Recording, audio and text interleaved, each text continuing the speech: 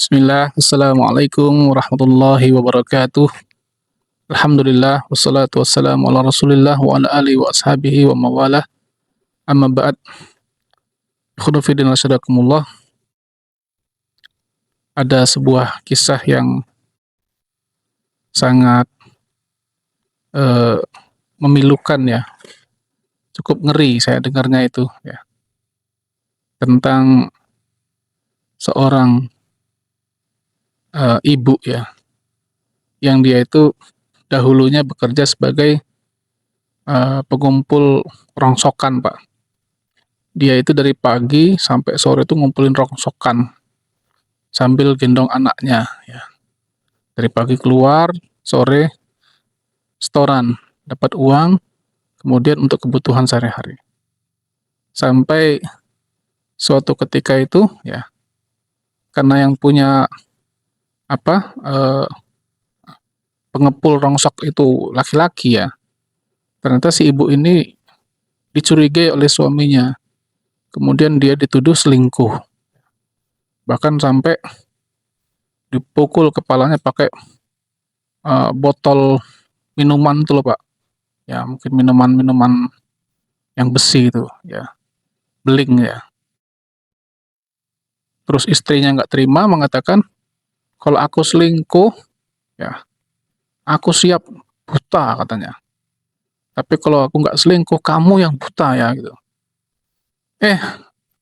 Seketika itu juga ya, cerita ibu itu, tiba-tiba suaminya itu merasa kayak kelilipan ya. Kok mataku kelilipan ya? Nggak enak ya, gitu. Terus carikan obat tetes mata, diteteskan mata sekali dua kali. Singkat cerita, besoknya mau kerja, naik sepeda ontel. Nah, taunya malah jatuh ya ke selokan ya. Dan ya nggak berapa hari kemudian penglihatan ya, bapak ini hilang ya. Jemaah rahimakumullah ya. Kisah ini menunjukkan ya bahwa orang-orang yang merasa terzolimi itu ya, perkataannya ya, doanya itu nggak bisa kita anggap sepele ya. Maka perkenankan sedikit saya di sini akan membahas tentang kezaliman ya. Kezaliman dalam bahasa Arab adalah az-zulmu ya. Orangnya dinamakan zalim. Nah, jadi zalim itu orangnya ya. Jadi nggak ada namanya perbuatan zalim ya. Yang adanya perbuatan zulmun ya. Orangnya disebut zalim. Az-zulmu itu definisinya adalah wad'u syai'in fi ghairi maudhi'ihi. Meletakkan sesuatu bukan pada tempatnya. Jadi secara bahasa itu meletakkan sesuatu bukan pada tempatnya itu disebut dengan zulmun atau zalim ya. Dan ini masih bersifat umum ya.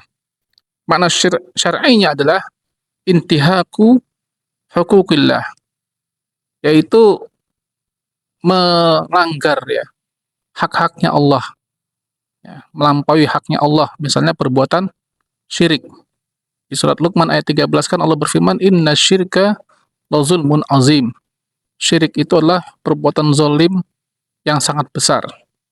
Atau melanggar hak-hak manusia, hukukul bashar, seperti sarokoh, pencurian, Pak. Seperti pemukulan. Nah, ada kan orang yang suka iseng mukulin orang, nendang orang, itu namanya perbuatan zulmun ya. Para ulama mengatakan wa hadza khulqun dzamim. Zulmun ini adalah akhlak yang sangat tercela.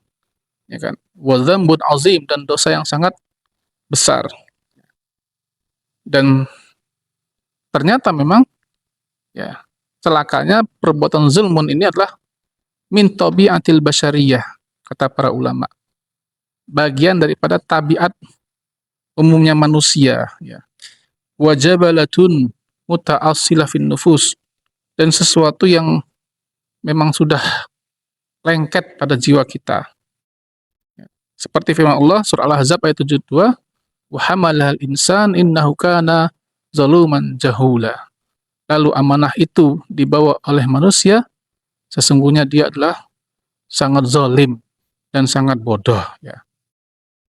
Imam Al-Mawardi rahimahullah mengatakan perbuatan zulmun ini terjadi disebabkan paling tidak empat hal. Kata beliau adalah aklun zajir. Orang berbuat zalim itu karena lemahnya akal, ya. Maksudnya tidak berpikir panjang itu loh.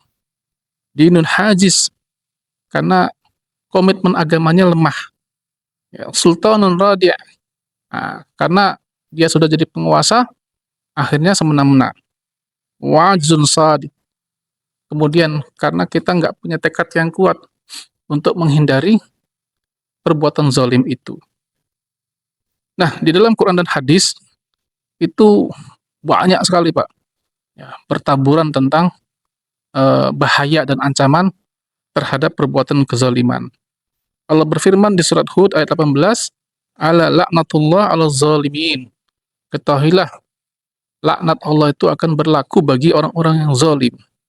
Ya. Allah berfirman di surat Saba ayat 42, wa naqulu lil ladzina zalamu dzuqu adzaban naril lati kuntum biha tukadzibun. Kami berfirman, kami berkata kepada orang-orang yang zalim itu, rasakanlah azab neraka yang dahulu telah kalian dustakan. Ya, di situ ada kalimat zalim, Pak, ya. Ya. Allah berfirman di surah Al-Furqan ayat 27 sampai 28. Wa yawma ya'uddu dzalimu 'ala yadayhi yaqulu ya laitani takhadtur ma'ar rasuli sabila. Ya wailata laitani lam attakhidh fulanan khalila. Hari itu, ya, orang-orang zalim, maksudnya di akhirat, Pak, ya, menggigit, ya, jari-jari mereka. Menggigit jari itu kayak seperti ini lah, Pak. Nah, ya, ekspresi kekecewaan, kesedihan. Yaqulu, orang zalim ini berkata, ya laitani ittakhadtu ma'ar rasuli sabila. Oh, seandainya dahulu aku di dunia mengikuti jalannya para rasul. Ya wailata laitani lam attakhidh fulanan khalila. Oh, celakanya seandainya dulu aku di dunia tidak mengikuti teman aku dulu, ya, yang telah mengingkari para rasul itu, ya. Jadi perbuatan zalim ini betul-betul sangat menyedihkan, endingnya itu. Nabi SAW bersabda dalam banyak sekali hadis, misalnya dalam hadis Sahih Bukhari, beliau bersabda, az-zulmu zulumatun yaumul qiyamah. Kezaliman itu adalah kegelapan di hari kiamat. Ya. Zulmun dalam bahasa Arab artinya juga kegelapan. Kan kita sering mendengar, Pak, kalimat minaz zulumati ilan nur, dari kegelapan menuju cahaya. Nah, jadi zulmun itu perbuatan zalim yang akan menyebabkan kegelapan bagi kita di hari kiamat. Nabi SAW bersabda, ya, ittaqu da'watal mazlum, fa innaha laisa bainahu bainallahi hijab. Takutlah kalian, ya, doanya orang-orang yang terzolimi. Kenapa kita harus takut, Pak? Karena tidak ada hijab antara dia dengan Allah Subhanahu wa Ta'ala. Langsung makbul, ya. Mungkin seperti cerita seorang ibu tadi, ya, yang mengatakan kalau saya tidak selingkuh, kamu yang buta, gitu loh. Maka berhati-hatilah kita dalam perbuatan-perbuatan kita, ya.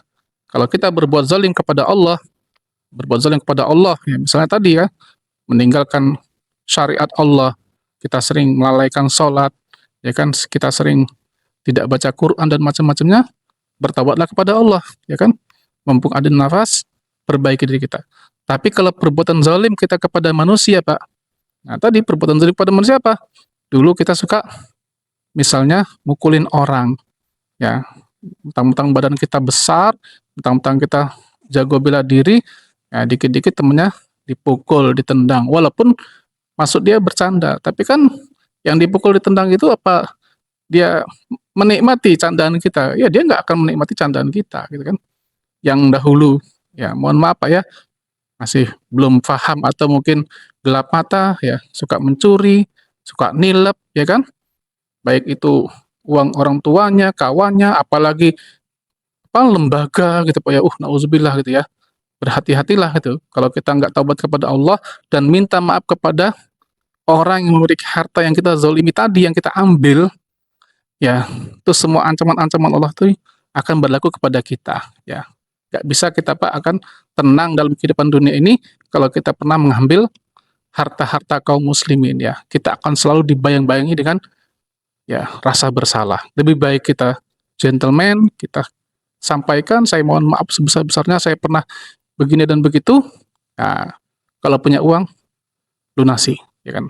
Kalau belum punya cicil, ya, supaya kita ringan hisapnya di hadapan Allah Subhanahu wa taala. Wallahu a'lam bishawab. Mudah-mudahan sedikit bermanfaat bagi saya dan ikhwan sekalian. Barakallahu fikum. Assalamualaikum warahmatullahi wabarakatuh.